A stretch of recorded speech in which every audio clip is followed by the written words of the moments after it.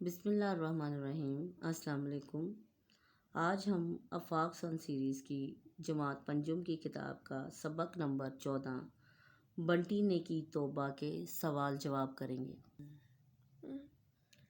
گیٹو نے بنٹی سے دوستی کرنے کا کہا تو اس نے کیا جواب دیا؟ جواب: اس نے کہا کہ تم بہت موٹے ہو، میں تم سے دوستی نہیں کروں گا۔ سوال نمبر 2: بنٹی نے شیر کے بچوں کے ساتھ کیا شرارت کی اور اسے کیا سزا ملی؟ بنٹی شیر کے بچوں کے کان کھینچتا، ان کے سر پر زور سے مارتا اور ہنستا۔ اچانک وہاں پر شیر آ گیا اور بنٹی ڈر کے مارے وہاں سے بھاگا، جس کی وجہ سے وہ اپنے گھر کا راستہ بھول کر رونے لگا۔ سوال نمبر 3: گیٹو نے بنٹی کی مدد کیسے کی؟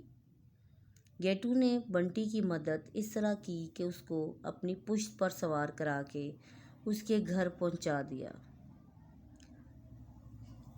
سوال نمبر 4: اس کہانی سے آپ نے کیا سبق سیکھا؟ اس کہانی سے میں نے یہ سبق سیکھا کہ بلا وجہ شرارتیں نہیں کرنی چاہیے اور دوسروں کا مذاق نہیں اڑانا چاہیے۔ سوال نمبر 5: اگر آپ گیٹو کی جگہ ہوتے تو کیا کرتے اور کیوں؟